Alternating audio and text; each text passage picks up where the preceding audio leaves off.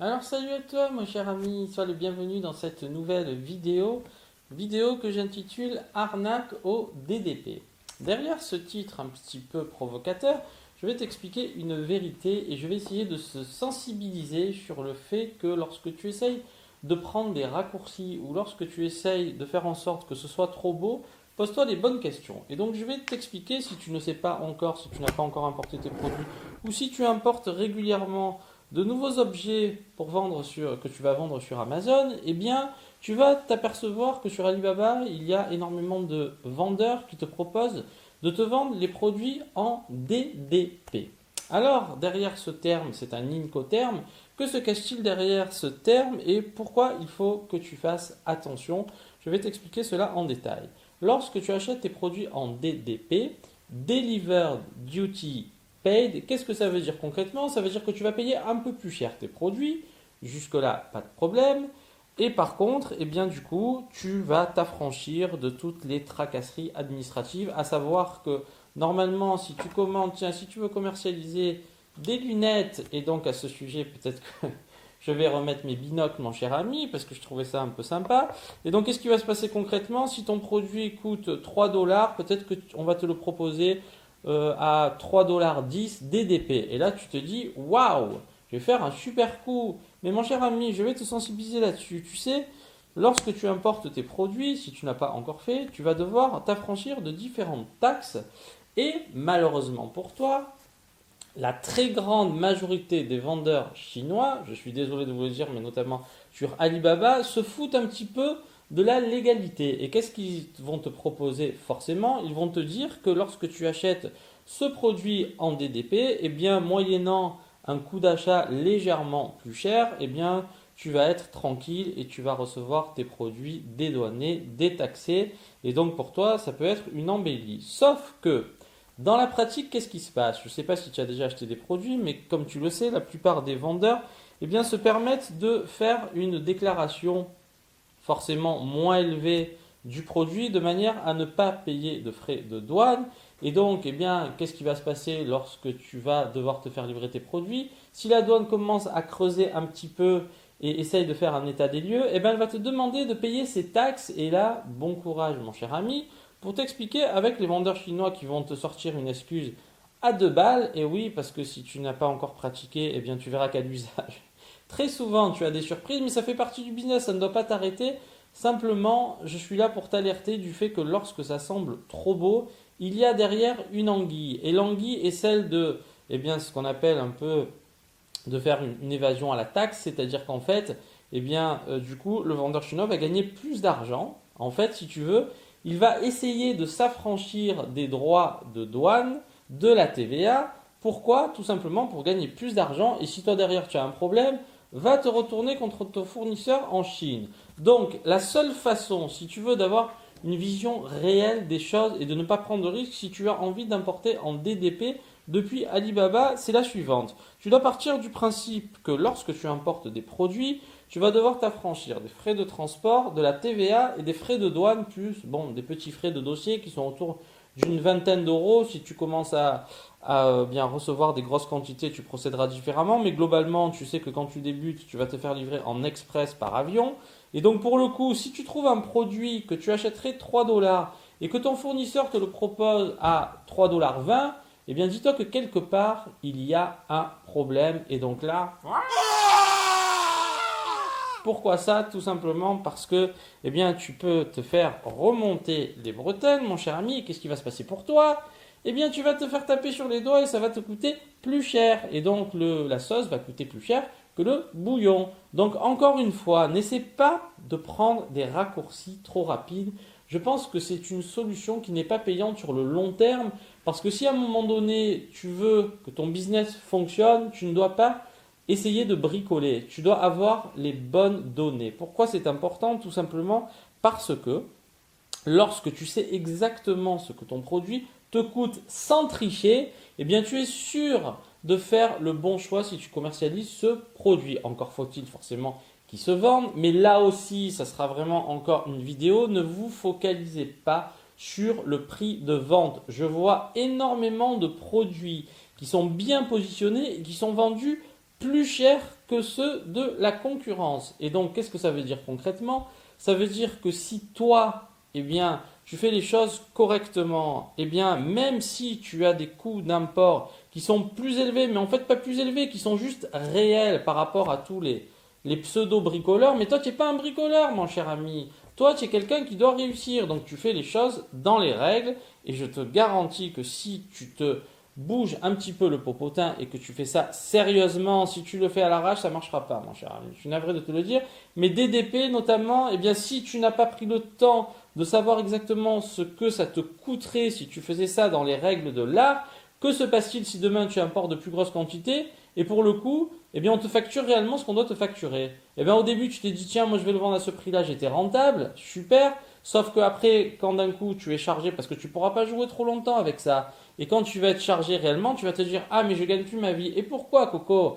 Parce que tout simplement, tu n'avais pas fait les bons calculs, tu as voulu un petit peu bidouiller, moi j'appelle ça de la bidouille, et au final, ça peut te retomber dessus. Si tu as un contrôle, tu fais comment, mon cher ami? Donc, encore une fois, n'essaie pas de prendre des raccourcis trop faciles.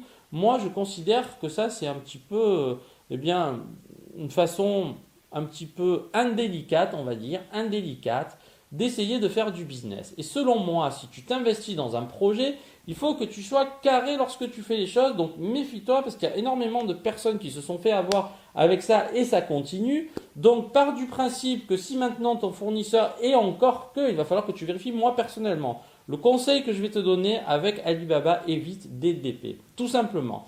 Procède de la façon suivante. Ton fournisseur, parce que c'est bien beau de te faire d'utiliser des termes, des incoterms, etc. Donc globalement, la plupart c'est FOB. Bon, tu verras que dans la pratique, simplement, tu demandes à ton fournisseur combien te coûtent tes produits avec le transport. Et ensuite, c'est toi. Alors attention, ça dépend le business que tu mets en place. Notamment si tu vends eh bien, aux US et que tu n'es pas résident US, il y a des choses qui seront différentes. Mais si tu commences petit, fais en sorte, eh bien, simplement de payer le produit avec les frais de transport et c'est toi qui te chargeras de payer les taxes douanières TVA lorsque tu importes tes produits et de cette manière, tu auras beaucoup moins de problèmes. Mais s'il te plaît, fais-moi plaisir, lorsque tu calcules le coût de revient d'un produit, fais-le sérieusement. N'essaye pas de prendre des chemins épars qui vont te mener à l'échec. Fais plutôt les bons calculs. Tu te poches, tu t'es toujours dit que ton produit, lorsque tu l'importais, forcément, eh bien, tu vas payer de la TVA. Donc, encore une fois, selon ton statut, si tu es auto-entrepreneur, finger in the noise, et bien, du coup, il n'y a pas d'histoire de TVA. C'est-à-dire que ton produit, même si tu le payes en moyenne, tout frais inclus, moi, je pars toujours, essaye de retenir ce calcul, à peu près 30 à 40% sur le prix que tu vois sur Alibaba. Ça inclut le transport, la TVA, les frais de douane, les frais de dossier. Éventuellement, après, tu ajustes un petit peu, mais globalement, tu seras autour de ça et au moins, tu n'as aucun souci. Les auto-entrepreneurs, vous savez forcément que vous n'avez rien à déduire, vous avez juste un abattement. Par contre, si vous allez plus loin dans votre business, eh bien, du coup, vous allez eh bien, avoir une TVA collectée, une TVA déductible. Et donc là, vous allez pouvoir déduire vos charges, etc. C'est un fonctionnement qui est complètement différent. Mais au début, encore une fois, il y a des gens qui, déjà à ce niveau, sont un petit peu pétrifié qui se dit oh là là, et si j'ai fait le mauvais choix de commencer par auto-entrepreneur? Mais est-ce que tu as l'impression que tout est linéaire? Tu composes, mon cher ami. Et encore une fois, et ça sera peut-être le sujet d'une vidéo, tu sais, aujourd'hui, si tu es entrepreneur, eh bien, tu peux bénéficier apparemment depuis 2019 eh bien, de l'ACRE, c'est-à-dire qu'en fait, si tu fais de l'e-commerce, tu vas avoir 3% à vérifier, mais je crois que c'était ça, 3% de taxes. Eh bien, donc c'est juste ridicule, c'est-à-dire que tu vas être taxé à hauteur de 3% la première année sur ton chiffre d'affaires. Donc encore une fois, eh bien c'est une embellie pour toi. Donc oui, tu ne peux rien déduire, tout dépend ce que tu vas investir dans ton business, mais globalement à ce niveau-là, il ne faut surtout pas hésiter et tu as vraiment les moyens encourageants de te lancer. C'est juste une embellie pour toi. Donc pas de fausses excuses. C'est-à-dire qu'à un moment donné, si vous développez votre activité, et encore une fois, tu as des mecs qui partent dans des délires, ouais, offshore, je suis trop taxé, la France, le machin, le bidule. Et en fait, vous ne posez pas les bonnes questions. Quand tu voudras faire du offshore et tout, c'est que tu feras plusieurs centaines de milliers d'euros ou de dollars de chiffre d'affaires et peut-être qu'à ce moment-là, tu pourras te poser la question et encore que, ne crois pas que c'est aussi simple. On te montre souvent des chiffres, il y a tellement de bullshit, là c'est le terme à la mode, donc moi aussi je te le remets, il y a tellement de, tu vois, de bullshit là au niveau de ce qui se dit sur Internet que pour le coup, méfie-toi, essaye de commencer petit, fixe-toi une ligne de conduite et je te garantis que ce sera payant. Mais encore une fois, pas de résultat magique, c'est pas en un mois que tu vas devenir riche. Moi, j'ai pas trouvé la solution, peut-être que toi tu l'as trouvé.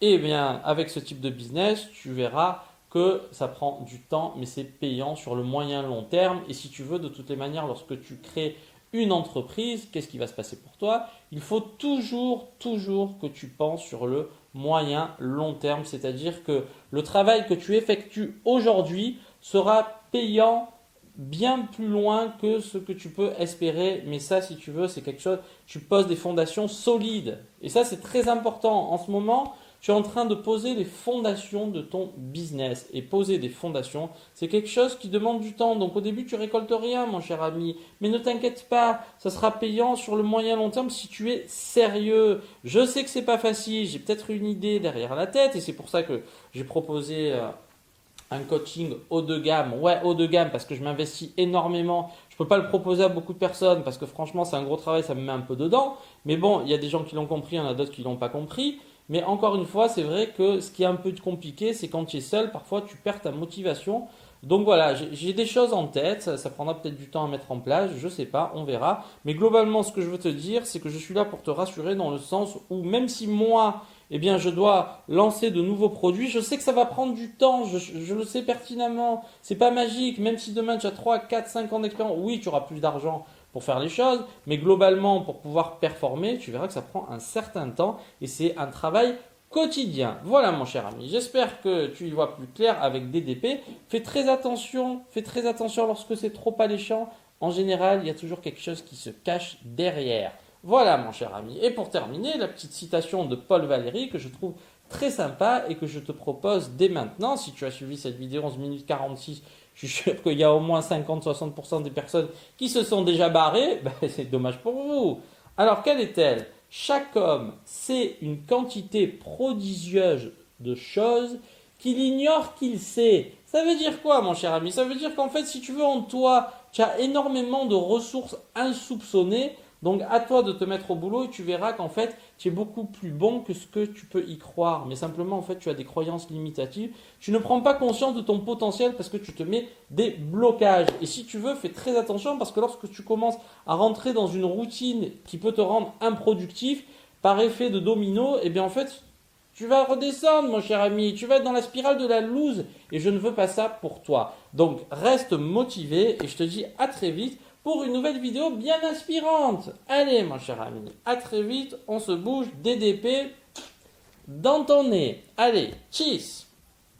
Ouais, c'est bon. Allez, elle est bonne celle-là. Hein, on se remotive parce que même moi, au niveau des vidéos, là, je sais pas ce qui s'est passé ces derniers temps, mais bon, c'est pas simple non plus. Hein. En ce moment, je fais un peu répondre aux gens, parler les mails, les machins, les demandes des renseignements. Au final, eh ben, je sais pas. En ce moment, je navigue un peu en eau trouble, je t'avoue qu'il faut que je recadre un peu tout ça, mais bon, tu vois, toi comme moi, on peut réussir, et si tu veux, eh bien, même moi, si demain je repars de zéro, eh bien, ça va me prendre du temps, mon cher ami, rien de magique. Voilà, allez, on se bouge maintenant, on se bouge, allez, tisse, ouf, ouf.